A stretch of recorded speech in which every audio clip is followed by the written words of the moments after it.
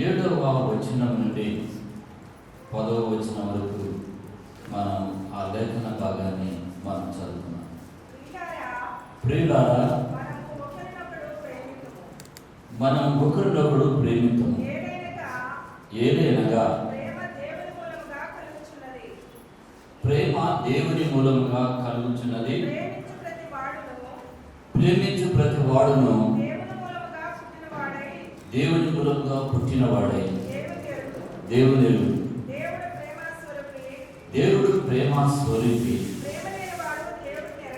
చాలా దేవుని వాక్యంలో మనం చదవబడిన లేఖనంలో చూస్తున్నాం. వాక్య భాగంలో దేవుడు ప్రేమ స్వరూపి అనే వాక్యంలో మనం చూస్తున్నాం. దేవుడు ప్రేమై ఉన్నాడు.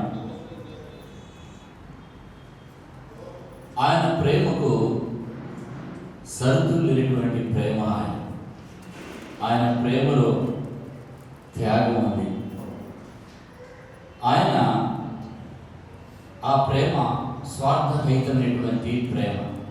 దేవుడు మనకు చూపించేటువంటి ప్రేమ ఎలాంటి ప్రేమ అంటే స్వార్థరహితమైనటువంటి ప్రేమ.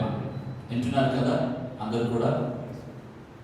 ఎలాంటి ప్రేమ అంటే దేవుని ప్రేమను, గాడ్స్ లవ్ను, ఆ దేవుని ప్రేమను, నిజమైన ప్రేమను మనం అర్థం చేసుకోవాలి అంటే యేసయ్య ప్రేమను మనము మన జీవితంలో అనుభవిస్తేనే తప్ప అర్థం కాదు. దేవుని యొక్క ప్రేమను రుచి చూడడం, దేవుని ప్రేమను అనుభవించడం జీవితంలో. ఆ దేవుని ప్రేమను అనుభవించినప్పుడు ఆ వ్యక్తి ఆ దేవుని ప్రేమ నుండి దూరం కాదు. కనుక దేవుని ప్రేమను, యేసు ప్రభువు యొక్క ప్రేమ నిజమైన ప్రేమ అని ఎలా మనకు తెలుస్తుంది? ఎలా తెలుస్తుంది?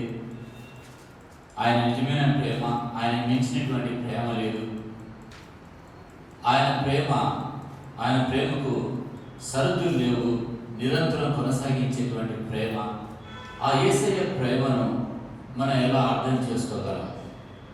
ఎప్పుడైతే మనం యేసు ప్రభువును సొంత రక్షకునిగా మనం అంగీకరిస్తే, ప్రభు మన హృదయంలో చేసిన కార్యాన్ని బట్టి అనుదినము ఆయన కృపలో మనం వెలుగుతూ ఆయన ప్రేమను మనలో రుచి చూస్తాం. కనుక దేవుడు ఈ దినాన్ని మనం ధ్యానించబోయేటువంటి వాక్యంలో దేవుని యొక్క ప్రేమను గురించి మనం ధ్యానిద్దాం. దేవుని ఉండాలి. మొదటిగా దేవుని యొక్క ప్రేమ మనం అర్థం చేసుకోవాలంటే ఆయన మనకు ఈ లోకానికి వచ్చాడు. ఆయన మానవునిగా ఈ లోకానికి వచ్చాడు. అంటే అదృశ్య స్వరూపినటువంటి దేవుడు దృశ్యమగుటకు ఆయన మానవుని అవతారం ధరించవలసి వచ్చింది. అంటే అదృశ్యమైనటువంటి దేవుడు, అదృశ్యమైనటువంటి దేవుడు ఆయన మనం చూడగలిగే రీతిలో మనం చూడాలి అంటే ఆయన మానవుని అవతారం ధరించాడు. ఈ లోకానికి వచ్చాడు. ఈ లోకానికి వచ్చి ఆయన మన కొరకు ఏం చేశాడు? ఫిలిప్పీ 2వ అధ్యాయము 6వ వచనం నుండి 8వ వచనం వరకు మనం ధ్యానిస్తాం. ఆ వాక్యాన్ని మనం చూద్దాం. అపోస్తలుడైన పౌలు ఫిలిప్పీలో రాసిన పత్రిక 2వ అధ్యాయం 6 నుండి 8 వచనాలు. యేసు ప్రభువు గురించి ఇక్కడ రాయబడి ఉంటుంది. ఆయన దేవుని స్వరూపం కలిగిన వాడయ్యింది. దేవునితో సమానముగా ఉండుట విడిచిపెట్టకూడని భాగ్యమని ఎంచుకొనలేదు.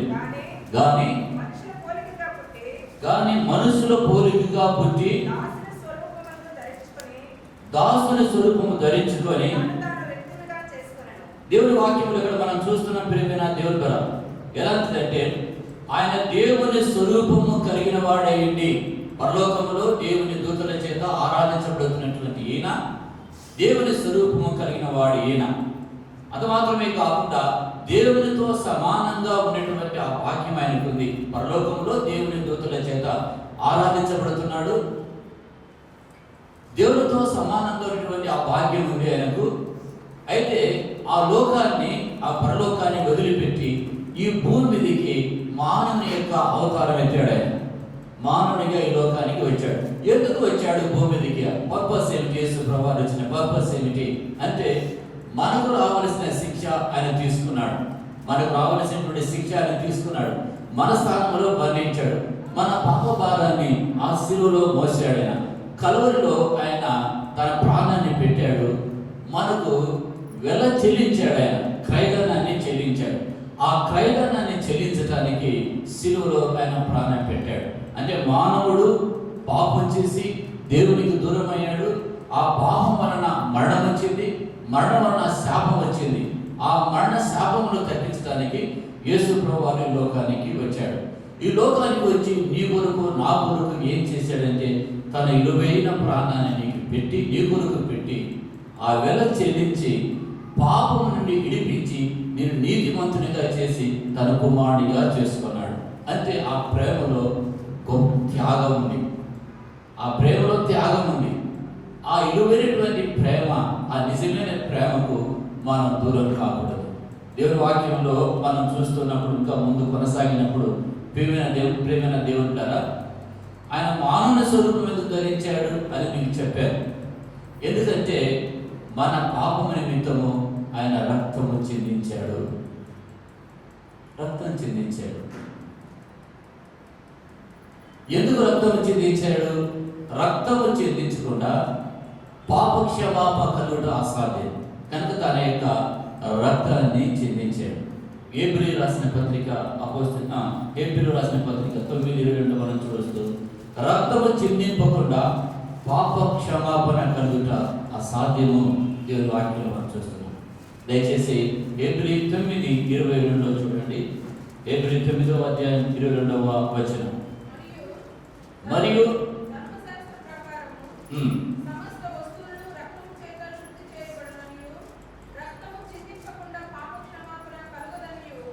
రక్తము చిందింపకుండా పాప క్షమాపణ కలుగదనియు. అంటే రక్తము చిందింపకుండా పాప క్షమాపణ కలగదు. అంటే పాపము చేయని వ్యక్తి పరిశుద్ధుడు ఈ లోకంలో ఎవరైనా ఉన్నారా? పాపము చేయని వ్యక్తి, అయ్యా నాలో ఏ దోషము లేదు, ఏ పాపము లేదు, చాలా నీతిమంతుని అనే వారి లోకంలో ఎవరైనా ఉన్నారంటే ఎవరూ లేరు. ఏ భేదం లేదు, అందరూ పాపం చేశారు. కనుక పాపం వలన వచ్చేటువంటి జీతము మరణం.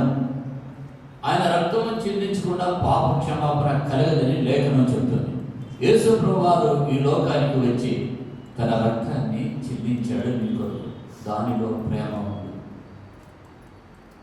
నిన్ను రక్షించడానికి, నీ జీవితాన్ని బాగు చేయడానికి, నీకు సమాధానం ఇవ్వడానికి, నీకు పరలోక రాజ్యం ఇవ్వడానికి, నీకు నెమ్మదిని ఇవ్వడానికి, దేవునితో సమాధానం ఏర్పడడానికి యేసు ప్రభువు చేసినటువంటి ఆ త్యాగం ఏమిటంటే తన ప్రశస్తమైన రక్తాన్ని నీ కొరకు చెందించాడు. ఎవరైనా ఈ కార్యం నీ కొరకు చేశారా అంటే, ఆ పాపాన్ని కడగటానికి, శుద్ధి చేయడానికి, పవిత్రుడిగా చేయడానికి ఈ లోకంలో ఎవరైనా నీ కొరకు రక్తం చిందించారంటే ఎవరు చిందించలేదు. ఈ ప్రభు నీ కొరకు ఆ కార్యం చేశాడు. దాన్ని బట్టి ప్రభువు నీకు చేసిన కార్యాన్ని బట్టి ఆయన ప్రేమ ఎంత గొప్పదో నువ్వు అర్థం చేసుకోవాలి. ఒక యవనస్తురాలు తన యొక్క వ్యక్తిగత వెబ్సైట్లో రాసుకుందంట. ఏం రాసుకుందంట? రాసుకుంటారు కదా, వెబ్సైట్లో రాసుకుందంట యవనస్తురాలు. ఏం రాసుకుందంటే, ఎవరైనా నన్ను ప్రేమించాలి. ఏం రాసుకుంది?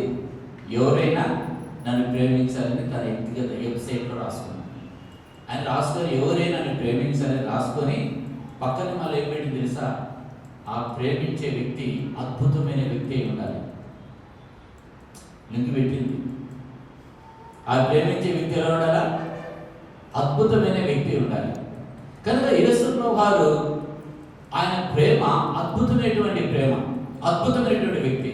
ఆయన దొంగల మధ్య ఆ సిలువలో వేలాడుతున్నప్పుడు వారిని ప్రేమించాడు. ఒక దొంగకు క్షమాపణ అడిగితే నాతో కూడా పరదేశంలో ఉందని చెప్పాడు. ఆయన శరీరధారిగా లోకంలో ఆయన సంచరిస్తున్నప్పుడు వ్యభిచారమందు పట్టబడిన స్త్రీని తీసుకొస్తూ రాళ్ళతో కొట్టుకొచ్చినప్పుడు ఆమెను క్షమించి ఆయన ప్రేమించాడు. కనుక యేసు ప్రభువు యొక్క ప్రేమను ఈ రీతిగా మనం లేఖనాల్లో చూసుకుంటూ వెళ్తే మన జీవితంలో కూడా ఎన్నోసార్లు ఆయన ప్రేమను మనం అనుభవించాం, రుచి చూస్తూ ఉంటున్నాం. అంత విలువైనటువంటి శాస్త్రమైనటువంటి ఆ ప్రేమకు అవధులు యేసు ప్రభువారి ప్రేమను గురించి వివరించాలని ఎవరైనా మనం పూనుకుంటే మన మాటలు చాలు. ఈ రోజంతా కూడా నేను గమనించాను. నేను వాక్యం చెప్తున్నప్పుడు ముందు పాటలు పాడినప్పుడు ఆ పాటలన్నీ కూడా ప్రేమ మీదనే, దేవుని యొక్క ప్రేమ మీదనే వాడారు. అరే ఆశ్చర్యంగా ఉంది ఏంటి అనుకున్నాను. ఈరోజు మనం ధ్యానించే వాక్యములు కూడా దేవుని యొక్క ప్రేమ, యేసు ప్రభువారి యొక్క ప్రేమను మనం అర్థం చేసుకున్నప్పుడు ఆ ప్రేమకు సాటిన ప్రేమ ఈ లోకములో ఏదీ లేదు. అదే నిమిత్తం యేసు ప్రభువారు నీ కొరకు ఆయన రక్తం చిందించాడు. ఆ రక్తం ఎలాంటి రక్తం అంటే పరిశుద్ధమైనటువంటి రక్తం. ఆ రక్తంలో ఎలాంటి కలంకము లేదు. పరిశుద్ధమైనటువంటి దేవుడే ఆ రక్తాన్ని చిందించాడు. తన శరీరం నుండి తన రక్తాన్ని చిందించాడు. నీ కొరకు ప్రభు ఏం చేశారు అంటే నీ పాపములను కడగటానికి, నిన్ను పవిత్రునిగా చేయడానికి, పరిశుద్ధునిగా చేయడానికి తన ప్రశస్తమైన రక్తాన్ని నీ కొరకు చెల్లించాడు. అది మాత్రమే కాకుండా ఆయన పాపం వలన వచ్చేటువంటి జీతము మరణము ఆ మరణం యొక్క భయం నుండి మనం తప్పించడానికి, ఆ మరణం యొక్క దాస్యం నుండి తప్పించడానికి ప్రభు మరణితము ఆయన మరణించి, ఆయన మరణాన్ని జయించి తిరిగి లేచాడు. దేవుని వాక్యంలో మనం చూడొచ్చు. హెబ్రీ 2వ అధ్యాయము 14 నుండి 16 వచనాలు మనం చూసినప్పుడు, హెబ్రీ 2వ అధ్యాయం 14 నుండి 16 వచనాలు మనం చూద్దాం. దయచేసి ఆ వాక్యం పాడండి. రక్త మాంసములు గల వారైనందున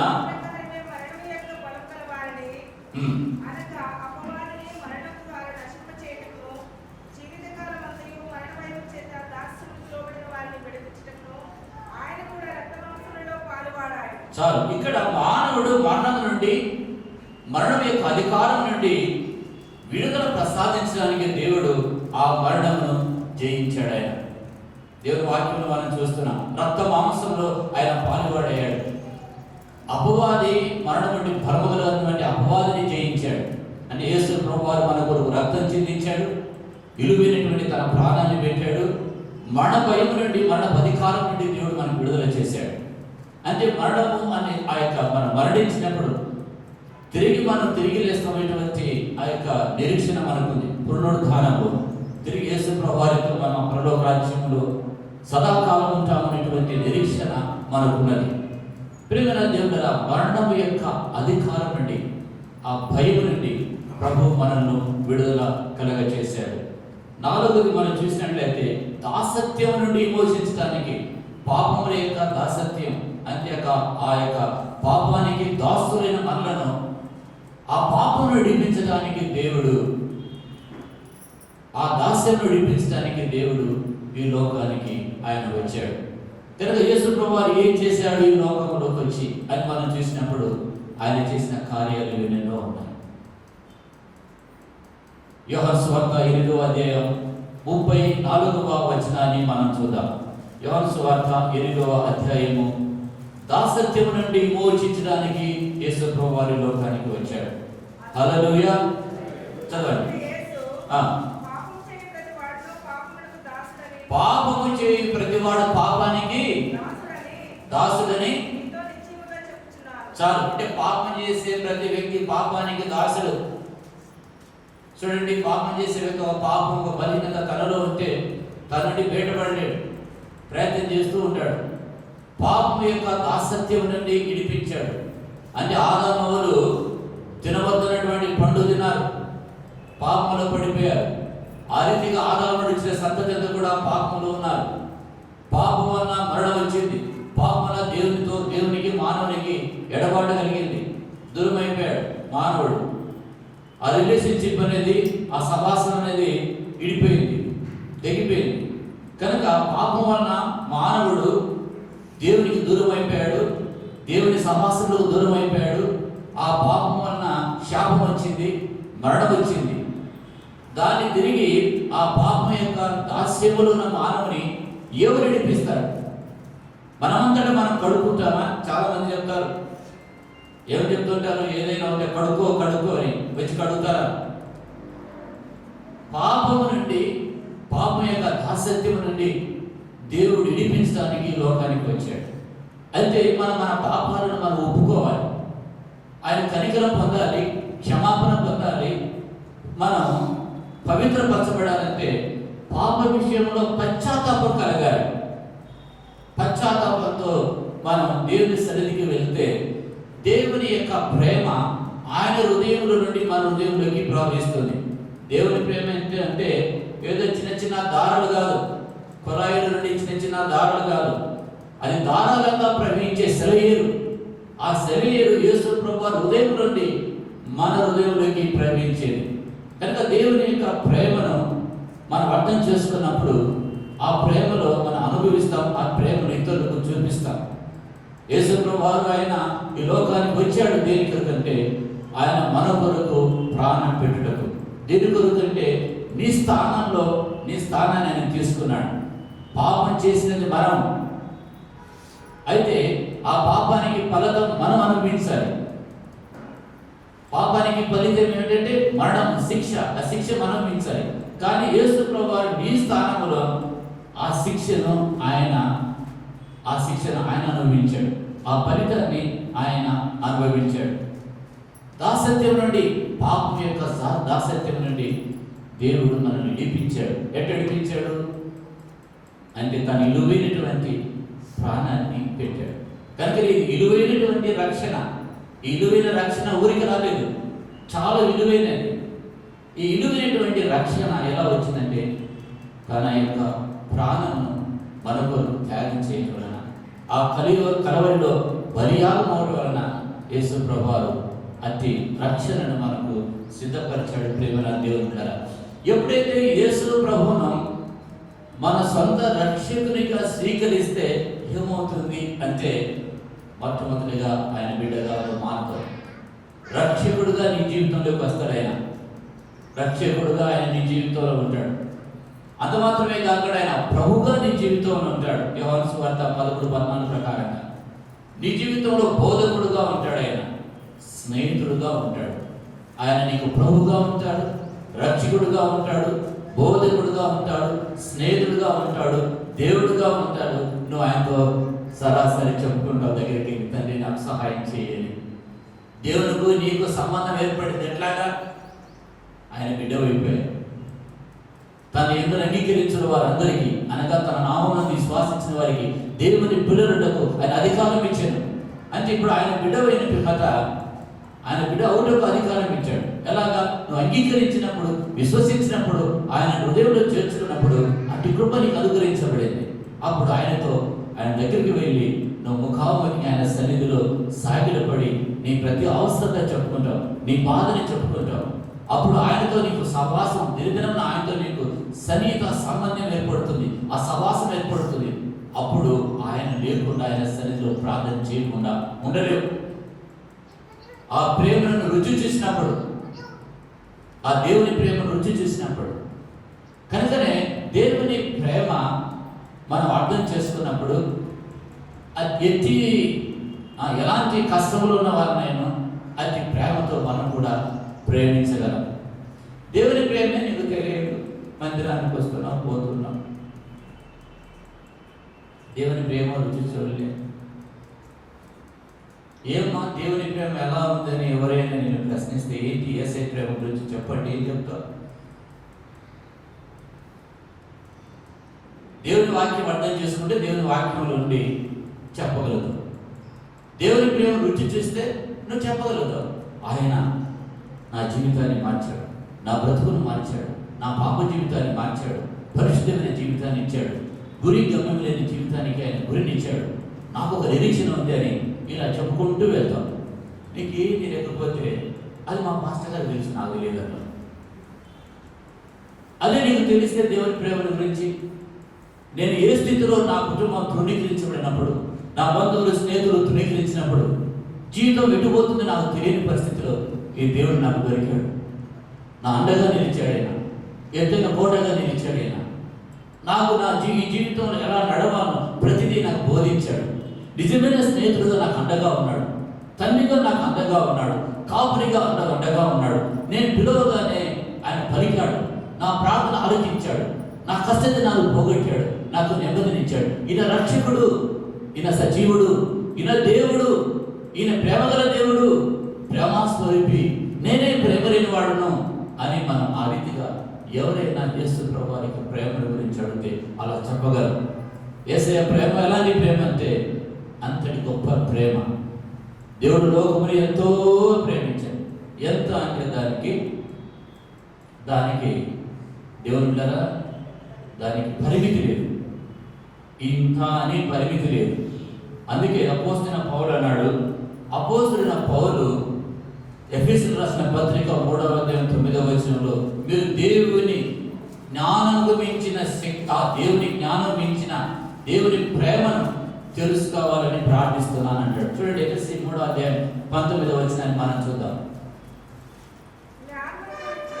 జ్ఞానముకు మించిన క్రీస్తు ప్రేమను తెలుసుకొనుటకు తగిన శక్తి గల వారు కావాలని ప్రార్థించుచున్నాడు. అపోస్తలుడైన పౌలు ఏం చెప్తున్నాడు? జ్ఞానము మించిన క్రీస్తు ప్రేమ, జ్ఞానానికి మించినటువంటి క్రీస్తు ప్రేమ. ఒక్కసారి యేసయ్య ప్రేమలో పడితే పోయి యేసయ్య ప్రేమ చూడండి. దేవుడా, మనం ప్రార్థన పోయిన నెలలో మేము కర్నూలుకి వెళ్ళినప్పుడు ప్రార్థన పెట్టినప్పుడు వనరులు కూర్చున్నాడు, ప్రార్థన బదులు వెళ్ళిపోయాడు. తనకు అవసరం ఉందని వెళ్ళిపోవడం లేదు, తనకిష్టం లేదు వెళ్ళిపోయాడు. తనకిష్టం ఉంటే అక్కడ నిలుస్తాడు, అక్కడే కూర్చుంటాడు, దేవుని వాక్యాన్ని వింటాడు. దేవుని మనం ప్రేమించే వారంగా మనం ఉంటే ఆ దేవుని ప్రేమ ఇతరులకు మనం పంచుతాం. దేవుడైన ప్రేమాస్వరూపి, నీ కొరకు లోకానికి వచ్చాడు ఆయన, నీ కొరకు ప్రాణం పెట్టాడు ఆయన, నీ కొరకు రక్తం చిందించాడు.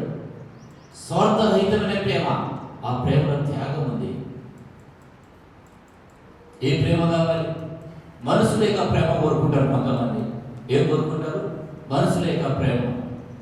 మనసుల ప్రేమ శాశ్వతమైనది కాదు, అది పర్మనెంట్ కాదు. దేవుని ప్రేమే శాశ్వతమైనటువంటి ప్రేమ. దేవుడు లోకమును ఎంతో ప్రేమించను. యోహాను సువార్త 3వ అధ్యాయం 16వ వచనం, కాగా తన ద్వితీయ కుమారుని యందు విశ్వాసం ఉంచువాడు నశింపక నిత్య జీవం పొందినట్టు ఆయనను మనకు అనుగ్రహించాడు. అంటే దేవుడు ఎందుకు లోకాన్ని ప్రేమించాడు? దేవుడు లోకాన్ని ప్రేమించాడు కాబట్టి తన కుమారుని లోకాన్ని పంపాడు. మనం నశింపకూడదని, ఈ విషయంలో పాపంలోని శాపంలోని మనం నశింపకూడదని, ఆ నిత్యరాజ్యంలో పరలోక రాజ్యంలో ప్రవేశించాలని ఆ కుమారుని లోకానికి పంపాడు.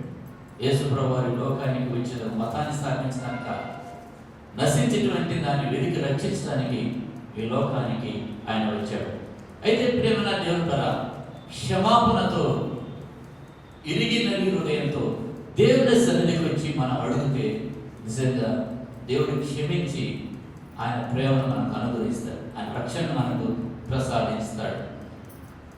ఒక నవల అంటే ఫ్లైట్ ఆఫ్ ద షాడో అనేటువంటి ఒక నవలను రచించినటువంటి జార్జ్ మెకనాల్డ్ అనేటువంటి వ్యక్తి ఒక నవలను రాశాడు. ఆ నవలలో ఏముందంటే ఒక బాలిక కథ రాశాడు. మెల్బోర్బా అనేటువంటి ఒక బాలిక.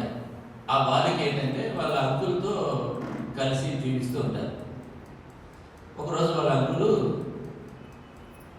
ఆ యొక్క ఆభరణాలు ఉన్నటువంటి ఒక చిన్న బాక్స్ ఓపెన్ చేసి ఒక ఆభరణాన్ని చూసి ఎరుగులో వాళ్ళ అక్కడ ఆ బాక్స్ నుండి పెట్టేస్తారు.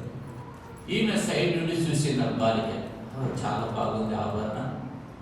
మా అంకులు ఆ బాక్స్ నుండి ఆభరణం చూసి విలువలో తీసి అక్కడ పెట్టింది చూసింది, గమనించింది. ఇంకా వాళ్ళ అంకులు ఆఫీస్కి వెళ్ళిపోయినప్పుడు ఈ పాప అక్కడికి వెళ్ళి ఆ బాక్స్ ఓపెన్ చేసి ఆ ఆభరణాన్ని చూసింది.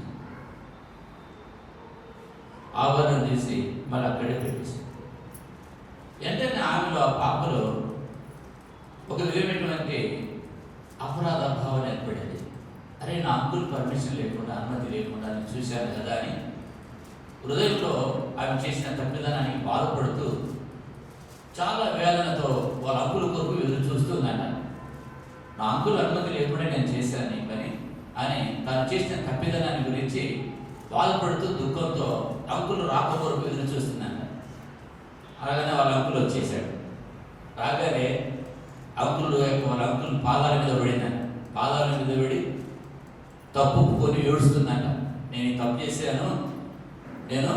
చేశాను, నీ అనుమతి లేకుండా ఆ బాక్సులో ఆభరణాన్ని చూశాను అని కన్నీటితో వేడుకుంటూ తప్పు చేశానని ప్రాధాయపడుతూ అంకులు వేడుకుంటున్నప్పుడు, ఏంటి నన్ను చంపేస్తావా అని నన్ను చిన్న పాప,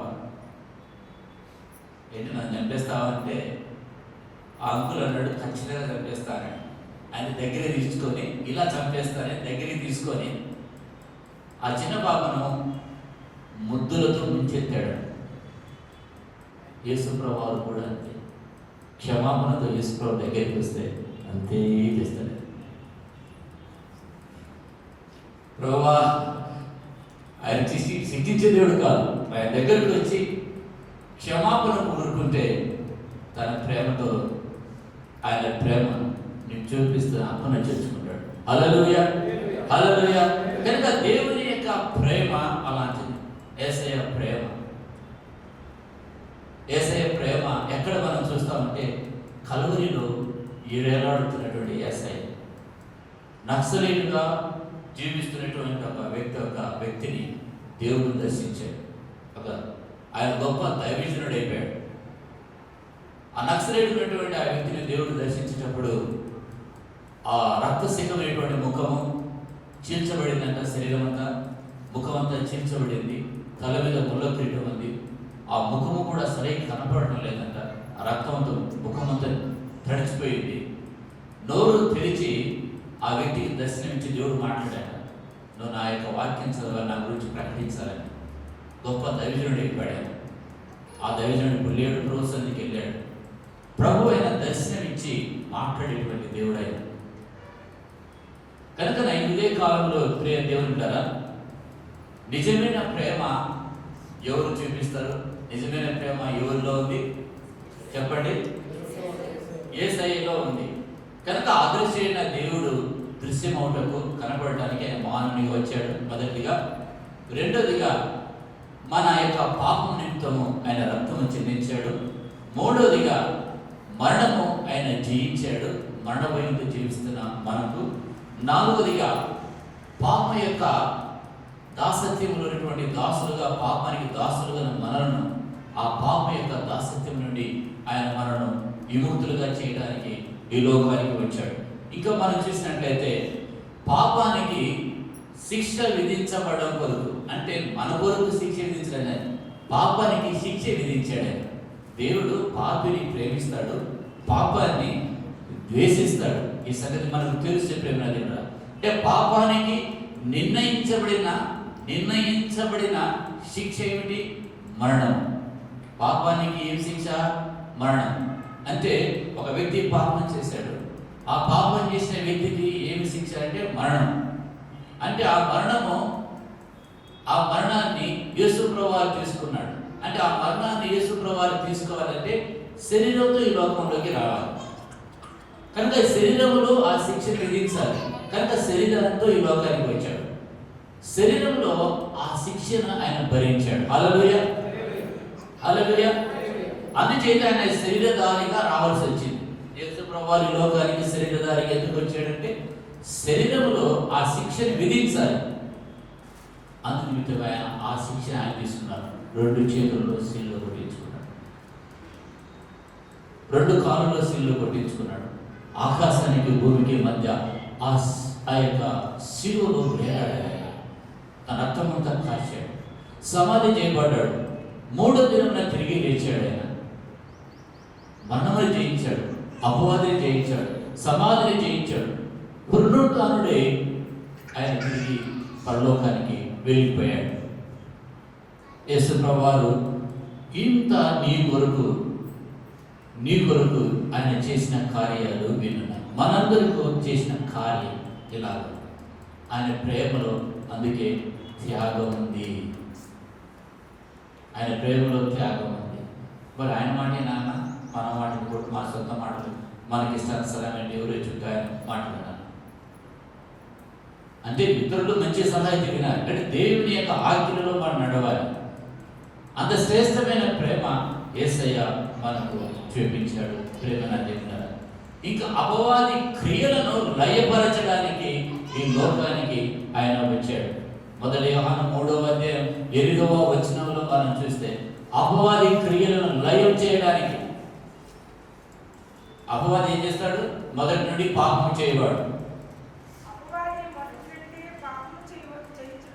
అపవాది మొదటి నుండి పాపం చేస్తున్నాడు. అంటే పాపం చేసేవాడు ఎవరి సంబంధి? ఎవరి వ్యక్తి? అపవాది సంబంధి. అపవాది యొక్క క్రియలను లయపరచడానికి దేవుని కుమారుడి లోకములకు ప్రత్యక్షమైన అపవాది క్రియలను లయపరచడానికి. అంటే అపవాది యొక్క బంధకాలలో మనిషి ఉన్నాడు. అపవాది బంధకాలలో మనిషి ఉన్నాడు. వేళ చెల్లిస్తే కానీ బంధకాల నుండి విడుదల పొందాడు. అపవాది బంధకం నుండి దేవుడు విడుదల చేశాడు.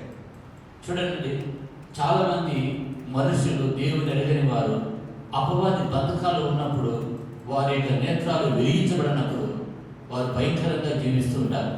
ఎప్పుడైతే వారు వెలిగించబడతారో వారి మాటలో మార్పు వస్తుంది, వారి జీవితంలో మార్పు వస్తుంది, వారి నడకలో, వారి ప్రవర్తనలో, అనేక విషయాల్లో మార్పు వస్తుంది. కొత్త వ్యక్తిగా ఉంటాడు. అతను చూసి నిజంగా ఈ వ్యక్తి ఇంతకుముందు ఇలా ఉండేవాడు, ఇంత భయంకరంగా ఉండేవాడు, అలా మారిపోయాడు, చాలా ఘోరంగా ఉండేవాడు, ఇలా ఇంత చక్కగా మారిపోయాడు, ఇంత చక్కగా ఇంత మంచిగా మారిపోవడానికి కారణం ఒక దొంగతనం చేస్తూ ఆ వ్యక్తి యేసుప్రభువు యొక్క ప్రేమను తెలుసుకొని మారిన పిమ్మట ఆ వ్యక్తి ఎలా ఉంటాడంటే ఆ వ్యక్తి సాక్ష్యం ఇస్తాను. నేను మెదక్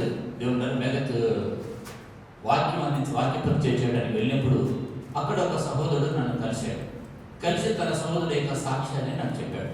ఆ సాక్ష్యం ఏంటంటే, అన్న నేను భయంకరమైన దొంగను అన్నాడు. నేను భయంకరంగా దొంగతనం చేసేవాడిని. ఎలాంటి దొంగతనం అంటే, ఈ సువార్త కూడాలు పెట్టినప్పుడు ఆ సువార్త కూటమి దగ్గరికి వెళ్ళి అక్కడికి వెళ్ళి వాళ్ళు బ్యాగులు దొంగిలించేవాడంట. ఆ బ్యాగులు ఉన్న డబ్బులు దొంగిలించేవాడంట. ఎక్కడైనా పెళ్ళిళ్ళు దొరికితే పెళ్ళిళ్ళకి వెళ్ళి వాళ్ళు నిద్రపోతున్నప్పుడు, స్త్రీలు నిద్రపోతున్నప్పుడు ఆభరణాలు దొంగిలించేవాడంట. ఇలా భయంకరమైన దొంగతనం చేసేవాడిని. నా నోట్లో బ్లేడ్స్ పెట్టుకునేవాడిని. నా దగ్గరికి వచ్చి ఆ బ్లేడ్స్ నేను నాలుగు పోసుకునేవాడిని. ఆ రక్తాన్ని చూసి నన్ను వదిలిపెట్టేవారు. ఇలా భయంకరమైన జీవితాన్ని జీవించేవాడిని. ఒకప్పుడు స్వయం నా కూతురు మెడలో ఉన్నటువంటి చిన్న ఆమె మెడలో ఉన్నటువంటి చిన్న ఒక బంగారు ఒక సొత్తుడు దాన్ని దొంగలించడానికి చాలా భయంకరంగా ఆమె నోటి నుండి బిస్కెట్లు పెట్టి భయంకరంగా అడగకుండా నా సొంత కూతురు మెడలు దొంగలించాను అని చెప్తూ ఒక్క మీటింగ్లో యేసుప్రభువు వారిని దర్శించాడు. నా పాప జీవితాన్ని మార్చాడు.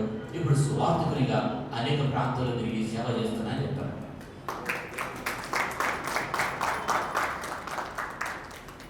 ఆ రోజు నేను దొంగగా ఉన్నప్పుడు ఎవరు నాకు భోజనం పెట్టేవారు కాదు, అసహించుకునేవాళ్ళు. ఇప్పుడు మా చెల్లి అంటుంది, నేను ఎక్కడో బెంగళూరు నుండి ప్రయాణం అవుతా, అన్నయ్య మీరు ఎప్పుడు వస్తున్నారు, నీకోసం అన్నం సిద్ధపరిచాను, నేను ఏం చేయాలి అంటుంది. ఇంతకుముందు నేను దొంగగా ఉన్నప్పుడు నన్ను ఎవరు నమ్మేవారు కాదు, అసహించుకునేవారు.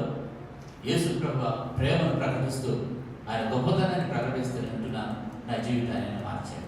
ప్రేమన దేవుడు కదా, యేసుప్రభువు ఆయన నీ జీవితంలోకి ఆయన నీ జీవితంలోకి స్వీకరిస్తే, ఆహ్వానిస్తే, మన పాపాల విషయం మనం పశ్చాత్తాపడి ఆయన హృదయంలో చేర్చుకుంటే మనకి ఇచ్చే జీవితం ప్రత్యేకంగా ఉంటుంది. హల్లెలూయా. ఒక వ్యక్తి చెడిపోయిన దాన్ని బాగు చేయడానికి, నష్టపోయిన వ్యక్తిని బాగు చేయడానికి, ఒంటరిగా వదిలివేయబడినటువంటి వ్యక్తిని తిరిగి ఒక వ్యక్తి ఒక జీవితాన్ని ఇచ్చి నిలబెట్టడానికి యేసుప్రభువు వారికే సాధ్యం. కనుక ఇంటి గొప్ప ప్రేమ. యేసయ్య ఏమిచ్చాడు అంటే, యేసయ్య నీకేమిచ్చాడంటే తన విలువైన ప్రాణాన్ని ఇచ్చాడు. విమోచన క్రయధనం చెల్లించడానికి ఆయన ప్రాణం పెట్టాడు. తిరిగి ఆ రుణం ఉంది, నీకున్న రుణాన్ని ఆయన తీసేశాడు, చెల్లించాడు, ఆ రుణపత్రాన్ని తీసేశాడు. తన ప్రాణాన్ని పెట్టాడు. తనకు దానికి ప్రతిగా మనం ఏమైనా ఇవ్వగలమా? రోజు నా ప్రాణం పెట్టావు, ఇది తీసుకో సరిపోతుంది అనడానికి ఏదైనా చెల్లిస్తే సరిపోతుందా? ఆయన చెల్లించిన ఖరీదనానికి ఆ రుణము తీరకుండా అట్లే ఉండాల్సింది. అంత గొప్ప దేవుడు, అంత గొప్ప ఇలువైన ప్రేమ, సరుకు లేని ప్రేమ, అగాపే ప్రేమ, మరుపురాని మారినటువంటి ప్రేమ, మార్పు లేనటువంటి ఆ దేవుడు ఈ లోకంలో నీ కొడుకే వచ్చాడు. ఎందుకు ఈ దేవుని ముందే తెలుసుకోలేకపోతే ఇక ప్రేమ కలదు. నేను బాధపడతాను కదా, 25 సంవత్సరాల తర్వాత నేను ఈ దేవుని తెలుసుకున్నాను. అయ్యో 25 సంవత్సరాలు నా జీవితం అర్థమైపోయింది. భయంకరమైనటువంటి మురికిలో తిరిగానే, భయంకరమైనటువంటి కార్యాలు చేశానే. ఈ దేవుడు నాకు ముందే దొరికింటే నాకు ఎంత బాగుండు. 25 సంవత్సరాలు వ్యర్థమైపోయినాయి. వ్యర్థమైపోయినకి ప్రభావం కాదు. ముందే తెలుసుకుంటే బాగుండునే ఈ దేవుని అని నేను అనుకున్నాను. మీరు తెలుసుకున్న వాళ్ళు మీలో చాలా మంది కూడా నాలాగని మీరు అనుకుంటారు. యేసు ప్రభువారు ఆయన మనను నిర్దోషులుగా తండ్రి ఎదుట నిలబెట్టడానికి తన నిష్కలంకమైనటువంటి రక్తాన్ని మన కొరకు చెల్లించాడు. ఒక దినాన్న ఆయన ఎదుట మనం ఏ పాపం లేకుండా నిర్దోషులుగా నిలబడాలంటే, చూడండి దేవుడారా, ఇక్కడ కూర్చున్న వాళ్ళు ఎవరు? మీలో అలా ఏమి లేదు మాస్టర్ గారు, అంత పరిశుద్ధతే అని వాళ్ళు ఎవరైనా ఉన్నారా? ఈ శరీరము మన దగ్గర ఉన్నంత వరకు ఈ శరీరము బాగుంది, నాకు చాలా పవిత్రమైనది ఇది అని మీరు ఎవరైనా చెప్పగలరా? మీరు చెప్పలేరు, నేను చెప్పలేరు. మరి ఈ పాప శరీరంతో దేవుని దగ్గర పోయి నిలబడగలమా? నువ్వు నిలబడలేవు, నేను నిలబడలేవు. అయితే మనము ఆ దేవుని ఎదుట నిర్దోషంగా నిలబడటానికి ఈ పాపంలో ఉన్నటువంటి ఆ శిక్ష, ఆ పాపాన్ని తన రక్తంలో కడిగాడు, పరిశుద్ధులుగా చేశాడు, నీతిమంతులుగా చేశాడు. ఆయన చెల్లించిన క్రయధనము, ఆయన చేసిన త్యాగము, శిలువలు, దాన్ని బట్టి మనకు ఆ నీతిమంతత్వం మనకు దొరికింది. అప్పుడు మనం ఆయన ఎదుట నిలబడినప్పుడు ఈ కుమారుని కొరకు, దేవా నా తండ్రి, నేను రక్తం కాచాను, ఆయన పాపములను నేను కడిగాను అని చెప్తాడు. అది యేసు ప్రభువులో మనకున్న నిరీక్షణ.